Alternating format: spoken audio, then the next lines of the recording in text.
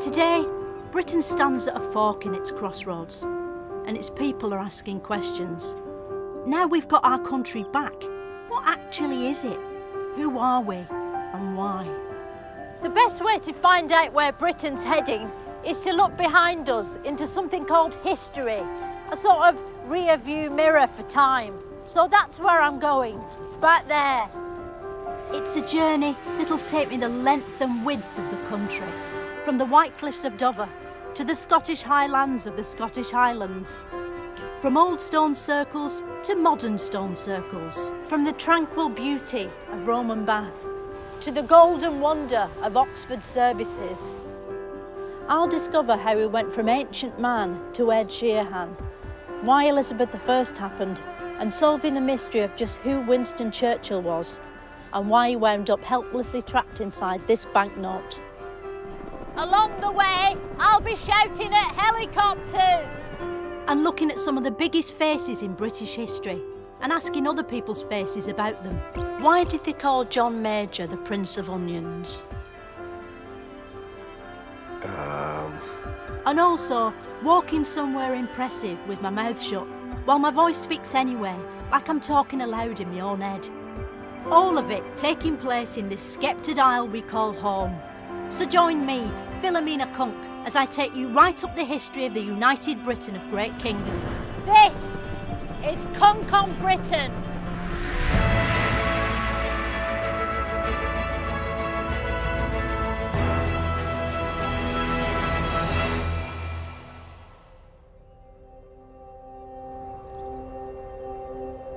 It's hard to imagine while you're standing in it, but there was a time before Britain, before Europe, before the world, even before the universe. Nobody can say when it was, because it was also before clocks and words. It was a time when nothing existed, empty, without motion or energy or light or hope, just like Plymouth today. Just imagine something like this orange, and then imagine it's not there. Then do that one by one with everything that exists until there's nothing at all. That's what Britain was like until the Big Bang. The Big Bang created the universe in one mad explosion that was probably deafening, although luckily ears didn't exist yet. Computers think it looked like this, although eyes also didn't exist back then either, so we can't be sure. And it was so long ago now, it's probably best not to keep dredging it up. Britain was already part of Earth, but it was scrunched in along with loads of other countries in a gigantic landmass called Pangaea. At this time, Pangaea was full of dinosaurs, a race of Godzilla monsters so scary normal human beings didn't dare exist until they'd all gone. Dinosaurs came in many flavours, just like kettle chips. As this actual footage shows, the main ones were the across ones who ate grass, and the up and down ones who ate the across ones.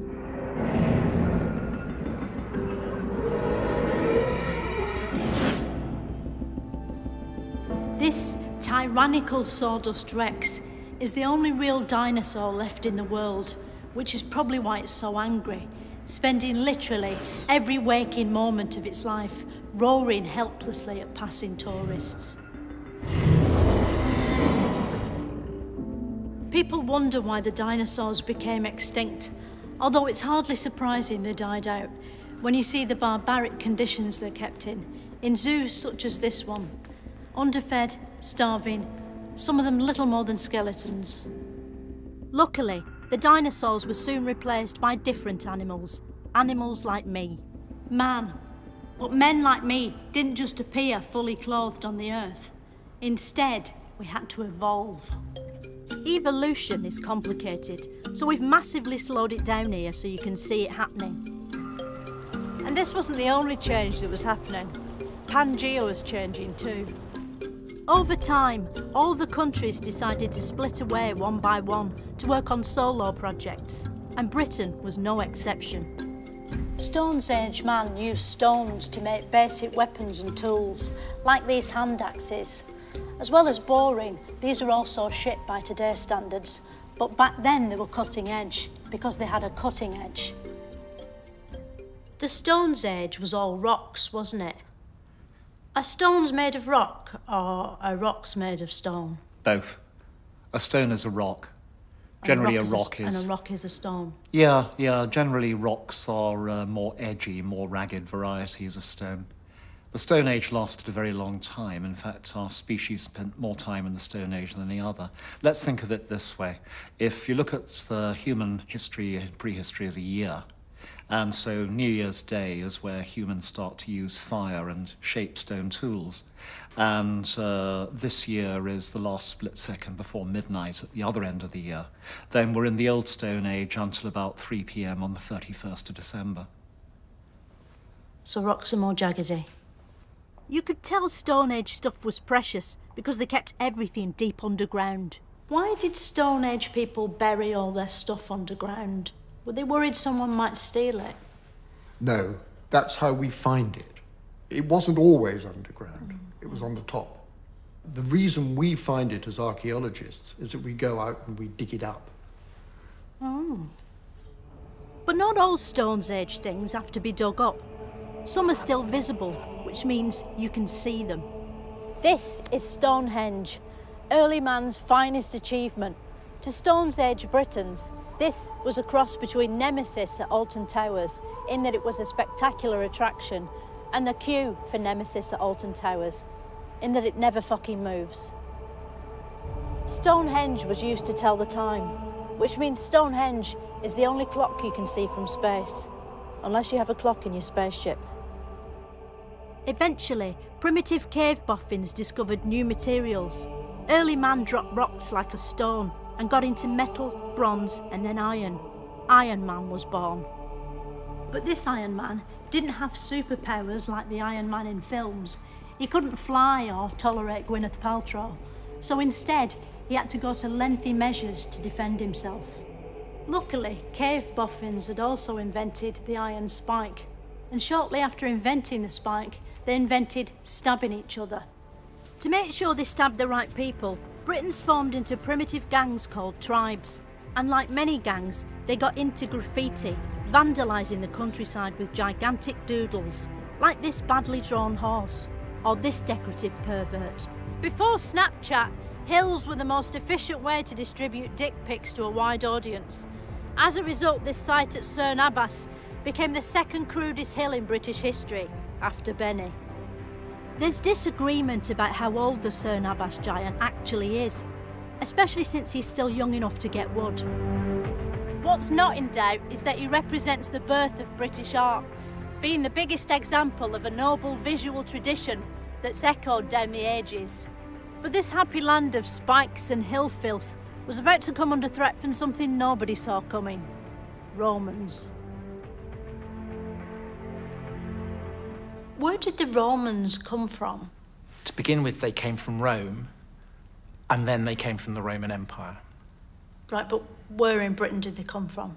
Not from Britain, they came from Rome, which is in Italy.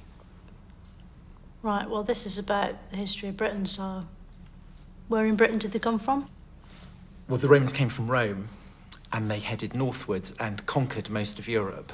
And then they crossed the English Channel, and they conquered about half of Britain. And where did they go once they were in Britain? Well, they tried to get to Scotland, but they decided it wasn't worth the effort of going there. Yeah, I felt that. The Romans were so advanced, they came with Latin pre-installed, and they soon taught the primitive locals how to wash and walk on their hind legs. The Romans were fearsome in battle, but soon found themselves facing resistance from some British locals known as Celts. There was heavy fighting, although according to experts, it wouldn't have quite looked like this. Celts famously would, the warriors would strip naked, paint themselves in designs, and go into battle naked. They believed that by painting themselves in designs, that they were calling out to their gods up in the sky for protection and for courage and for help. Did the Romans have chainmail then? They had armour of a sort. They had armour and they were naked. Yeah. Who won? Well, the Romans. The Romans won in the end. I knew it. I bet when the Celts turned up naked and saw what the Romans had on, I bet they were kicking themselves. I bet they felt stupid. But they were like, who suggested this? Having defeated the Celts, the Romans set about revolutionising British life. They built Hard Ian's Wall and put the capital of Britain in Colchester, where nobody would want to come and get it. They introduced coins and invented these primitive 8-bit computer game graphics, but couldn't make them move. What the Romans really loved was bathing, which is why they built this in the English town of Bath. No one in Britain had seen anything as sophisticated as these baths. You could think of it as an early example of gentrification, like when someone opens an artisan bakery in Hull. Imagine in ancient Britain walking into this place. He'd scarcely be able to comprehend what he was seeing. It'd be like Steve McFadden climbing on board Concorde. Perhaps most impressive of all, the Romans invented roads. Before roads was invented, you had to travel around by standing at the edge of your village and seeing how far you could jump. Despite all this, some people resisted the Roman invasion. Queen Boudica came from Norfolk, like so many rebels. Myline Class, Ed Balls, Delia Smith. Boudica hated the Romans. She led a barbarian army in revolt and attacked Colchester, turning it from the bustling capital into a smouldering hellhole full of weeping and despair, which you can still visit today. Rome was the most advanced warfare machine on the planet, but Boudica's army fought back with the weapon they knew best, spikes, and lost because it's just spikes. Once Boudica was crushed, the Romans ruled over Britain for years, until suddenly they had to rush home because they remembered they'd left a complete collapse of civilization on. Britain was left on its own. It had taken back control from the unelected bureaucrats of Rome and was free at last to explore its own proud destiny. And it did that by immediately entering the Dark Ages. We don't know a huge amount about what actually happened during the Dark Ages because the Romans had taken the last pens with them. That's probably why it became a time of myth and great heroes like King Arthur. King Arthur came a lot, didn't he? I think you mean that he's associated with the court of Camelot. No, it definitely says King Arthur came a lot. Camelot. Camelot. Yeah, it's his court where he held court. It's a place. All right. But do we know if he came a lot, or like just the same as an average man, like about a tablespoon? The only evidence I have in that regard is that he is said to have had one child. Right. So probably not. Probably not.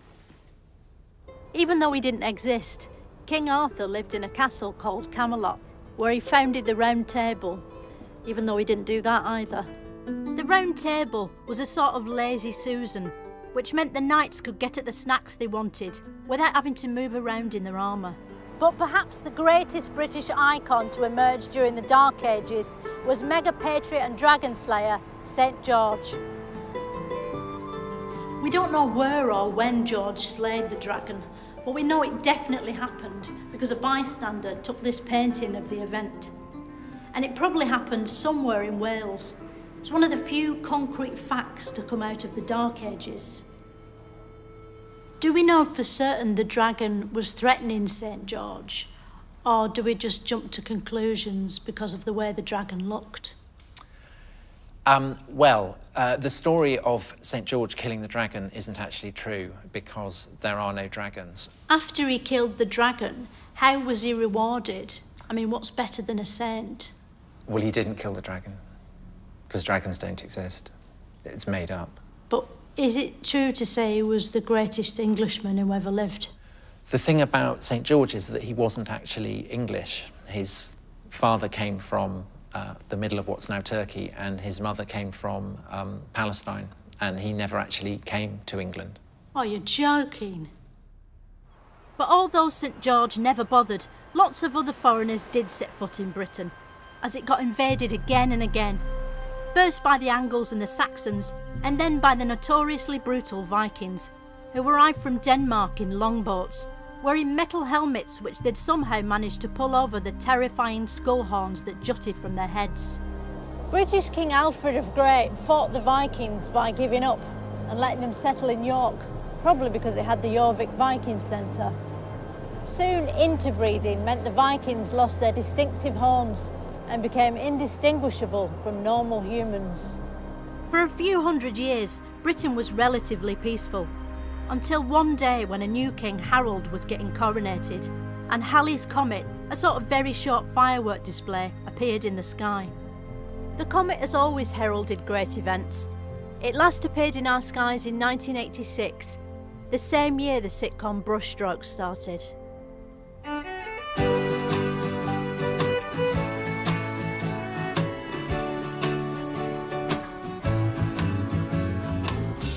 Because of you, these things I do. Because of you. Because of you. Oh. In King Harold's day, the comet was also a sign of terrible things to come. The year was 1066. 1066 and the Battle of Hastings are probably British history's two most famous events, so it's handy they happened the same year. Harold had a rival. In the first example of an EU national coming over here to take British jobs, a Frenchman called William set sail to seize the throne and become king. It's amazing to think that only 1,000 years ago this field was interesting, because it was here that Harold and William's armies met. There have been many battles in Britain's history, but we don't know what happened in most of them. The Battle of Hastings is different. We've got an accurate visual record of the whole thing, thanks to a quick-thinking bystander who took a tapestry of it. Despite looking like a Game of Thrones season finale drawn by an 8-year-old boy, the Baywatch tapestry captures the full force of the battle. It's just like being there, but in wool. Here's the Norman archers, steaming in on their blue horses. Here's a sort of stick fight bit, some chopped up people down here. His head's off. They'll be furious about that. Some goose monsters in the sky looking down. Some sort of lion thing up here, eating its own tail. Is that its bumhole? I think that's its bumhole. As you can see, Harold won when he triumphantly caught an arrow in his eye. Sadly, it wasn't enough, and he died soon after. No one knows why. This meant that the Normans were victorious. At last, William the Conqueror's name made sense. William winning was like Brexit backwards. Britain was suddenly part of Europe, and that meant everything had to change.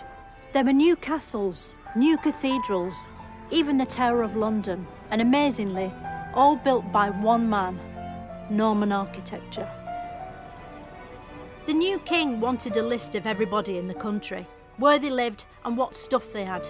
It became known as the Domesday Book and was very much the internet of its day. So is this the actual Domesday Book? This is the actual Domesday Book, yes. And it's usually under glass, isn't it, this book? Well, usually it's not accessible at all, so it's very rarely on display. So this is really quite a special occasion that we've got it out for you to be able to see it today. So you're not allowed to touch it? No. I thought that was because of the curse. The curse? Yeah, I heard that there was a curse on it. I've definitely not heard that, so I don't think there's a curse. I thought it was going to be like, you know, Raiders of the Lost Ark, where that Nazi gets his face melted off. Yeah. I thought it was going to be like that. I'm afraid not. Oh. So how does the Domesday Book compare to a book like The Runaway by Martina Cole?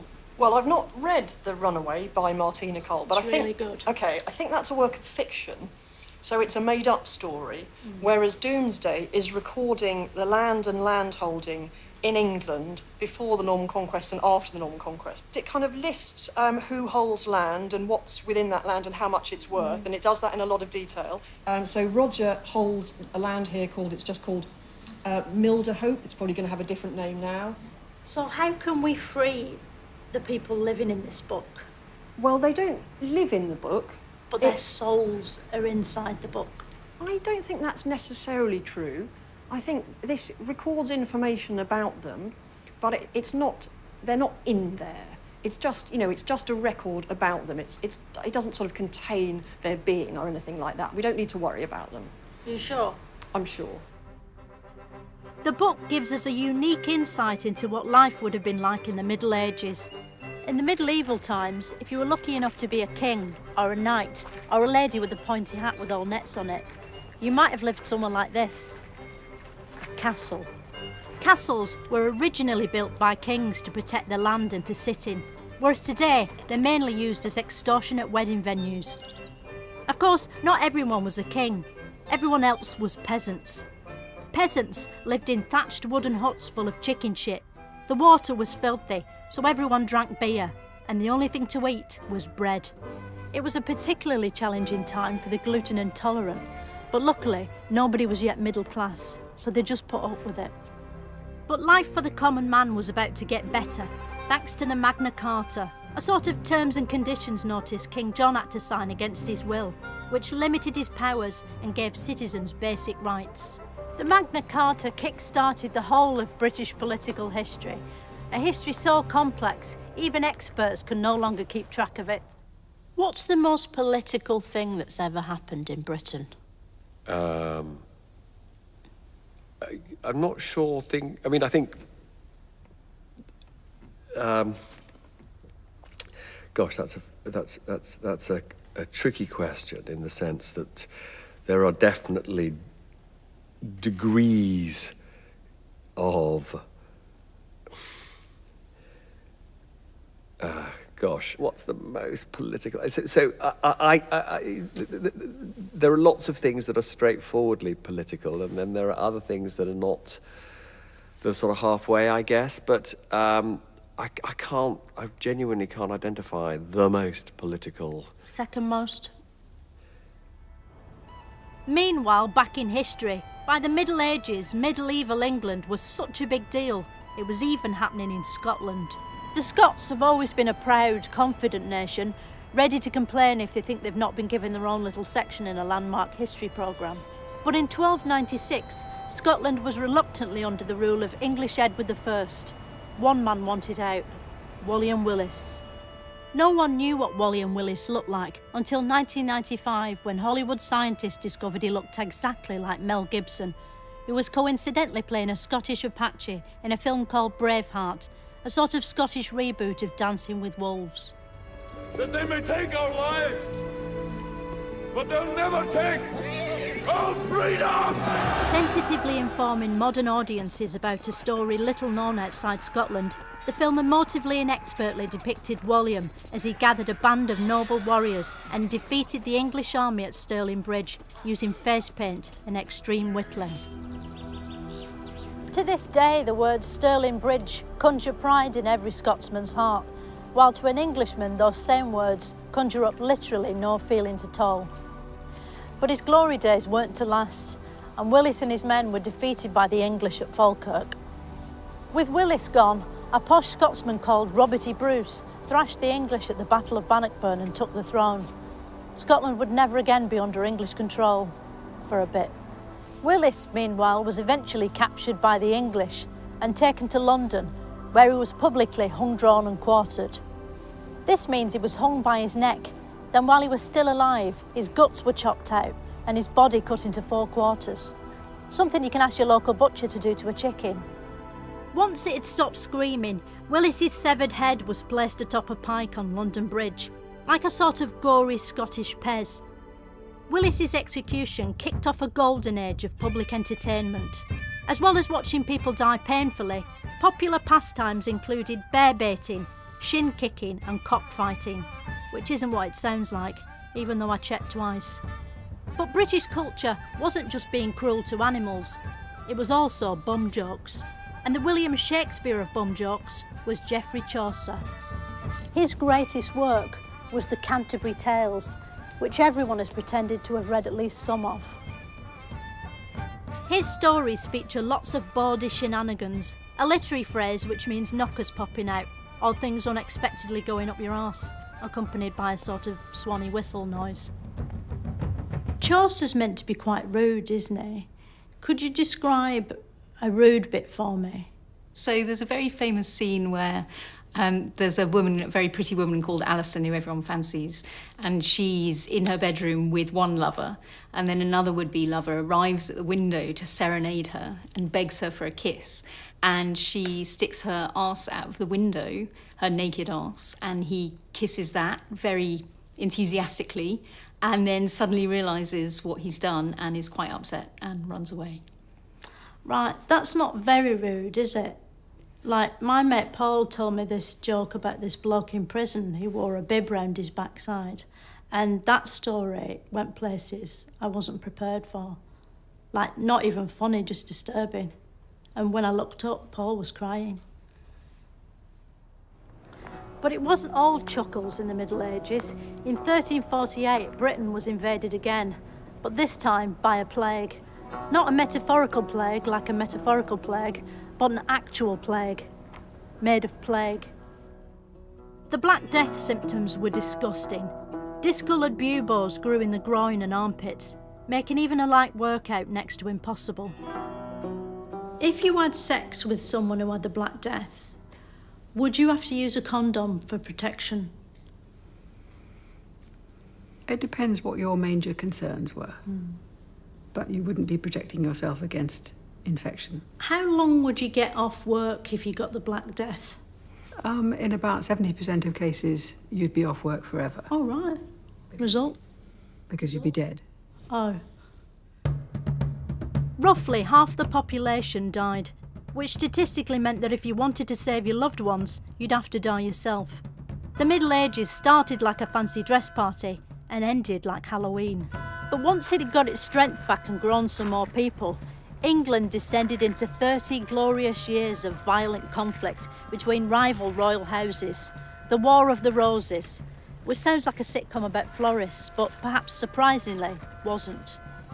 This was an incredibly complex period of history, which is frustrating because we've got to get it out of the way in this episode, and we spent too long talking about Mel Gibson earlier. The War of the Roses is a complicated struggle, but could you sum it up for my viewers in like 3 words? Conspiracy, dynasty, war. Could you do it a bit more thoroughly than that? I'll give you 10 seconds. Start. It's a struggle to control England and the crown. I've got a few more seconds. Between warring dynasty. Perhaps the most violent event of the War of the Roses was the Battle of Bosworth, which Richard III tried to escape by burrowing under a car park. He hid down there for centuries before finally emerging in 2013, by which point the war was over and he died of tarmac inhalation. Richard III may have died, but he gave birth to a series of celebrity kings and queens, the Tudors, very much the Kardashians of British history. But that's a story that'll have to wait for now. Join me next time when I go back in time again. Not in an exciting way like in a film, I'm probably just looking at some old pots or something. How can we be sure Henry VIII is who we think he was? What if he was someone else just pretending to be himself, who happened to look like whoever he actually was? Well... Diane Morgan, along with Joe Wilkinson, parody footage from the archives. They are the Archiveologists, available now on BBC iPlayer. Also online, let's head for the Cotswolds. You can see all from Series 1 of BBC Three's This Country.